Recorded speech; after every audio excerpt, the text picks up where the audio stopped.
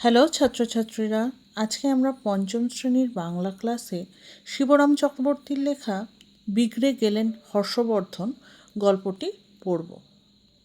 এটি একটি মজার গল্প, তবে গল্পটা শুরু করার আগে আমরা লেখকের সম্পর্কে কিছু একটু জেনে নেব। আমরা এখন ছবিতে দেখতে পাচ্ছি শিবরাম চক্রবর্তীকে। তিনি 1903 খ্রিস্টাব্দে কলকাতার মামাবাড়িতে জন্মগ্রহণ করেন। রাজপরিবারের সন্তান হলেও আজীবন দারিদ্র্যকে সম্বল করে কলকাতার একটি মেসবাড়িতে জীবন কাটান। ভারতবর্ষের স্বাধীনতা আন্দোলনে তিনি যোগদান করেন এবং দেশবন্ধু চিত্তরঞ্জন দাসের সংস্পর্শে আসেন এবং কারাবার বরণ করেন। তিনি প্রচুর কবিতা লিখলেও পরবর্তীকালে হাস্যরস সমৃদ্ধ গল্প লিখে হাসির রাজা নামে খ্যাতি অর্জন করেন। হর্ষবর্ধন গোবর্ধন সমগ্র এবং 1.5 ডজন হর্ষবর্ধন গোবর্ধন প্রভৃতি লেখাগুলি শিবরাম চক্রবর্তীর এক অনন্য সৃষ্টি। এবার আসা যাক মূল গল্পে। শিবরাম চক্রবর্তী ছিলেন মজাদার মানুষ, তার লেখাও ছিল মজার। বিগড়ে গেলেন হর্ষবর্ধন গল্পে এমনই এক মজার কাহিনী পাই। হর্ষবর্ধন, গোবর্ধন এবং লেখক তিনজনে মিলে বম্বে মেলে চেপে পাটনা যাচ্ছিলেন। হর্ষবর্ধন মানুষটি ছিলেন খুব হাসি খুশি, কোনো দিন তাকে রাগতে বা বিগড়াতে দেখা যায়নি। কিন্তু সেই ট্রেন যাত্রার নিচের বার্থের অন্য একজন ভদ্রলোকের সঙ্গে লেগে গেল জোর রেষারেষি।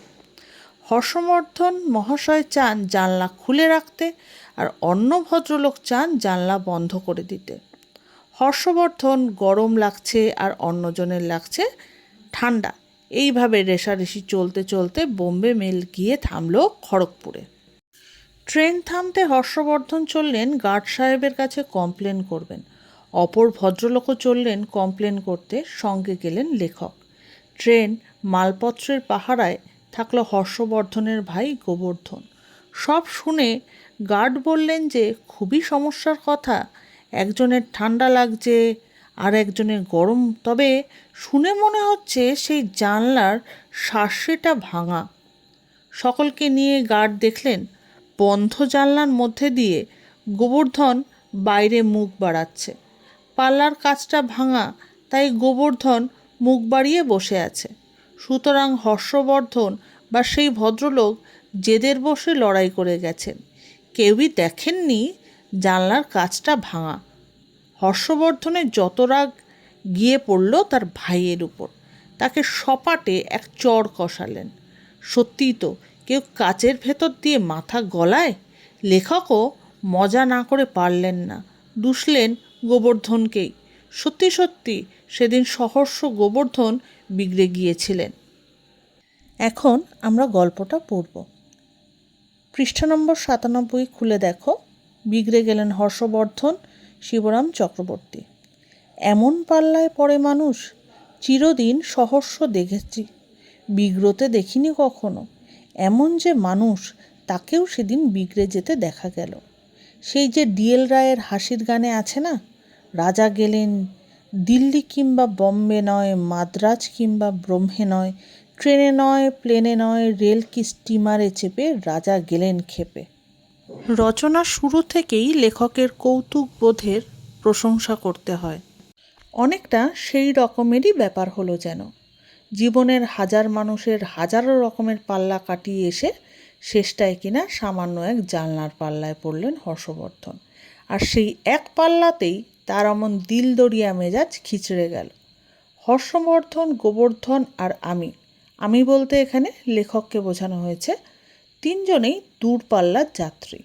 একটা ফার্স্ট ক্লাস কামরার 3টে বার্থ রিজার্ভ করে আমরা পাটনা যাচ্ছি। সন্ধ্যায় চেপেছি হাওড়ায়, সকালে পৌঁছবো পাটনা স্টেশনে। ওপরের 2টো বার্থে গোবরা আর আমি, তলাকার একটা বার্থে হর্ষবর্ধন। তলার অপর বার্থটায় ছিলেন অন্য এক ভদ্রলোক। কোথায় যাচ্ছেন কে জানে। হর্ষবর্ধন পাটনায় তার কারখানায় কাঠের কারবারের একটা শাখা খুলতে যাচ্ছিলেন। আমাকে এসে ধরলেন, চলুন, আপনি আমার দোকানের দ্বার উদ্ঘাটন করবেন। লেখক শিবরাম চক্রবর্তী মনে মনে বলছেন, আমি কেন? ওসব কাজে তো মন্ত্রীরাই করেন মশাই। পাটনায় কি কোনো মন্ত্রী পাওয়া যায় না? আমি একটু অবাক হই। কেন, সেখানে কি মন্ত্রীর পার্ট নেই? সত্যি বলতে এসব কাণ্ডকারখানার মধ্যে যেতে আদৌ আমার উৎসাহ হয় না। উদ্ঘাটন, উন্মোচন, ফিতে কাটা, এগুলোকে আমি মন্ত্রীদের অভিনয়ের পার্ট বলেই জানি। সে তখন কি বলছে হর্ষবর্ধন? হর্ষবর্ধন বলছে, থাকবে না কেন, বললেন তিনি। তবে তাদের কারো সঙ্গে আমার তেমন দহরম নেই, একদম নেই। দহরম কথার অর্থ হলো খাতির নেই বা একদমই সেভাবে ওঠা বসা নেই। একদমে কথাটা শেষ করে নবোদ্যমে তিনি পরের খবরটি জানালেন। তাছাড়া জানেন কি মশাই, দাদার কথায় বাধা দিয়ে গোবর্ধন ফোড়ন কাটল মাঝখান থেকে। তাছাড়া আপনি বা মন্ত্রীর চেয়ে কম কিসে বলুন? দাদার মুখ্যমন্ত্রী আপনিই তো। দাদাকে যত কুমন্ত্রণা আপনি ছাড়া কে দেয় আর? তাহলে এখানে আমরা দেখতে পাচ্ছি গোবর্ধন কিন্তু লেখককেই মন্ত্রীর সঙ্গে তুলনা করে বলছেন যে যত রকম দাদাকে অর্থাৎ হর্ষবর্ধনকে কুমন্ত্রণা দেওয়ার কাজটা কিন্তু আপনিই করেন। আবার দেখো হর্ষবর্ধন কি বলছে। তাছাড়া আর একটা কথা, হর্ষবর্ধন তার কথাটা শেষ করেন, কলকাতায় তো এখন ছানা কন্ট্রোল হয়ে মিষ্টি ফিষ্টি একেবারে নেই। এখানকার কারিগররা গেছে কোথায় জানেন? সবাই সেই পাটনায় গিয়ে সন্দেশ বানাচ্ছে। কলকাতায় মিঠাই সব এখন সেখানে। নতুন গুড়ের সন্দেশ যদি খেতে চান তো চলুন পাটনায়। নতুন গুড়ের এই নিগুড়ো সন্দেশ লাভের পর পাটনায় যাওয়ার আর কোনো বাধা রইল না।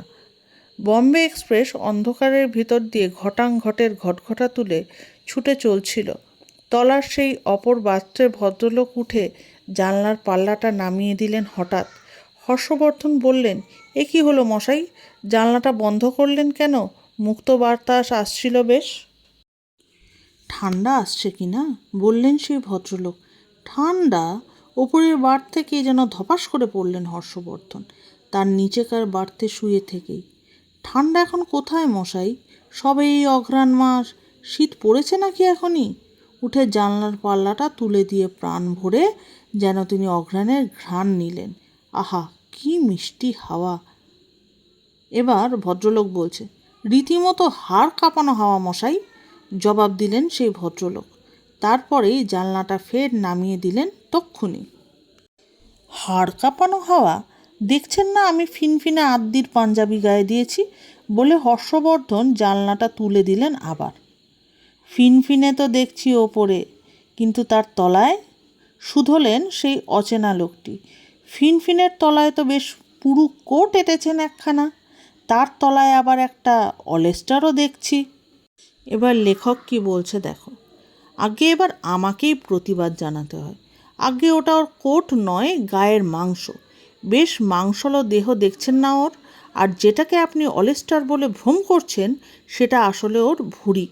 ওই হলো, মাংসের কোটিং তো, তা সে কোটের চেয়ে কম নাকি? ওতেও গা বেশ গরম থাকে, কোটের মতোই গরম রাখে গা। হাড়ে তো ঠান্ডা হাওয়া লাগতে পায় না। আমার এই হাড় জিরজিরে শরীরে অলেস্টার চাপিয়েও ঠান্ডায় শিরশির করছে হাত পা। বলতে বলতে সত্যি যেন তিনি শিহরিত হতে লাগলেন শীতে। তারপর আমার মাফলারটাও আনতে ভুলে গেছি আবার।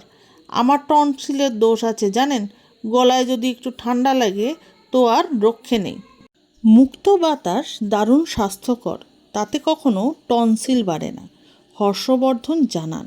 বাড়তে পারে না বলে জানলার পাল্লাটা গম্ভীরভাবে তুলে দেন আবার।